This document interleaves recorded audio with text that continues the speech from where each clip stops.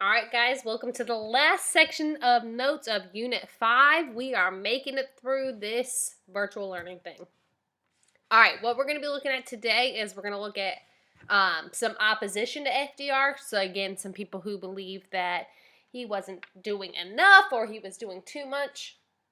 And guys, one hint I want to point out to you, when I'm going over pictures and cartoons, remember most of the time that is going to be something that you're going to see on those primary documents, okay? So if you need help on that, look to the videos for some hints or clues, or email me or message me and remind, okay? All right, let's dive in.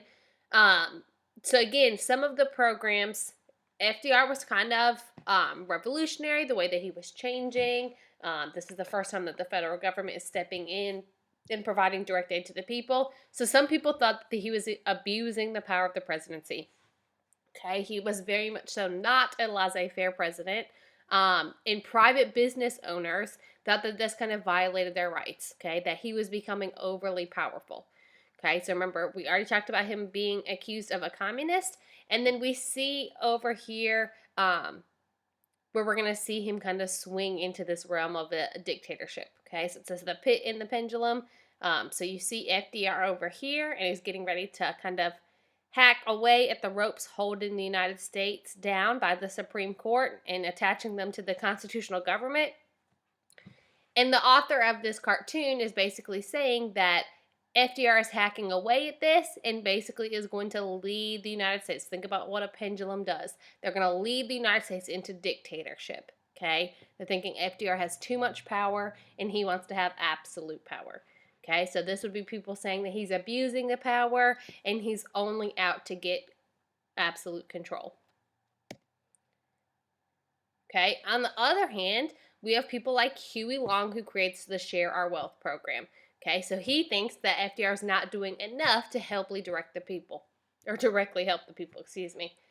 Okay, so again, very similar to what we're talking about with Trump's stimulus package during the coronavirus. Okay, Huey Long wants every family to get $5,000 and a home. Okay, he wants to rebuild the people, rebuild the economy. Okay, and the way to do that was to give direct aid, okay, to rebuild. Remember, lots of people were living in these shanty towns or these Hoovervilles.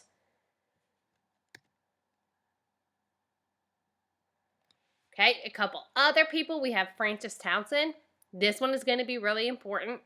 Okay, he wanted to give a pension, okay, sort of like a retirement to people who were more elderly.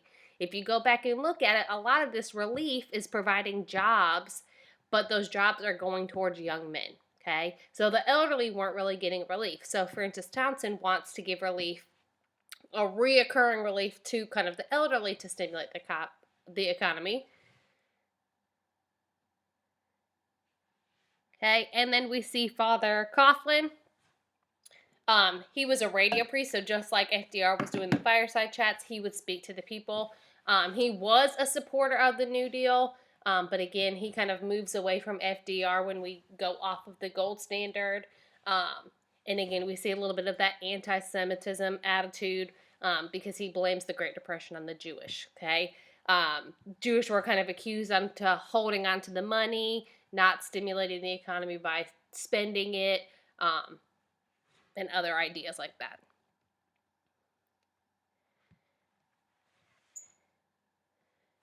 So remember, we talked about a lot of these acts, again, were unprecedented. So we see the Supreme Court declares some of these acts unconstitutional. The NIRA, which we looked at with the labor issues, and then the Agricultural Adjustment Act, which we talked about giving aid to farmers. And these are the court cases that go along with them. You don't specifically have to know these court cases, but basically the Supreme Court kind of steps in and says you're taking it too far. These are violating the Constitution. Okay, so FDR tries to go around that, okay, with this idea of court packing. Okay, so he is trying to add 6 new positions into the Supreme Court. Okay, so he's going to add 6 to the original amount. And obviously, since the president gets to appoint the members of the Supreme Court, he wanted to pack the court with people who were going to pass through his programs. Okay. Now, this is definitely kind of overstepping his power. He wanted to make sure that all of his acts were going to be passed through, and this is going to be shot down completely.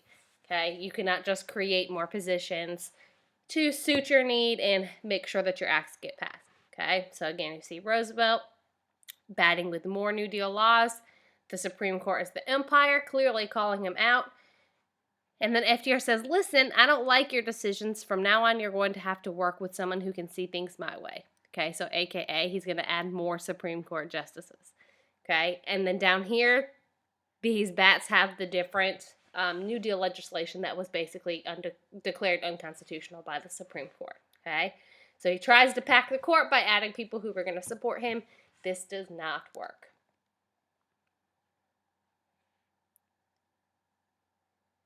Okay, so see FDR punching through the Constitution and squashing the Supreme Court. So again, this would be someone who thinks that FDR is abusing his power. Here's Congress dishing up some power. Okay, he's got the executive court of the government in his pocket. He's got a big bowl of power that says reorganization program, and he is asking for more. He wants more power. So again, both these cartoons portraying FDR as power hungry and doing only what will benefit himself, seeking more power.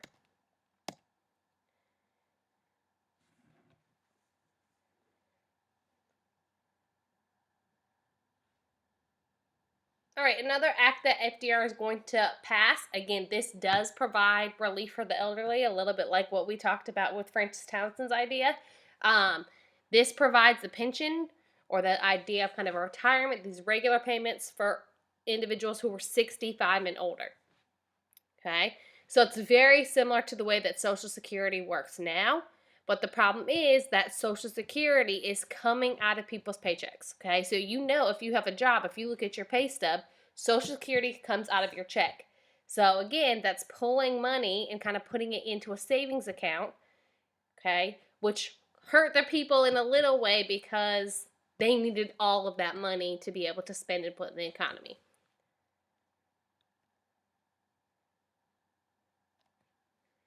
All right, so as we move into FDR's re-election, okay, he's going to be elected again.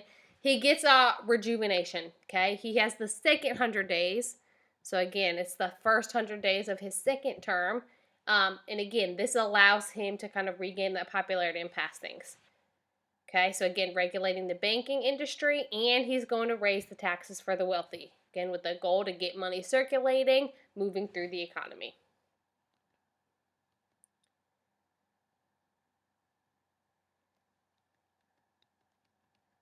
Okay, so in the election of 1936, FDR is still on a winning streak. This is his third term.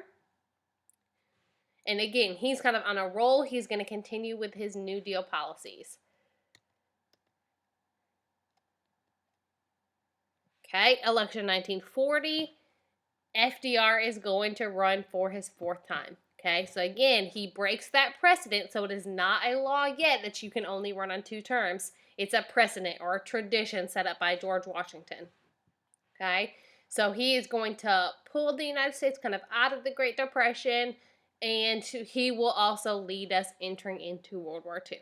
Okay, so kind of tying into what we're going to see in Unit 6 after our spring break. Okay, he runs election for the 4th time. Okay, continues with his New Deal policy and is going to be isolationist leading into the start of World War II.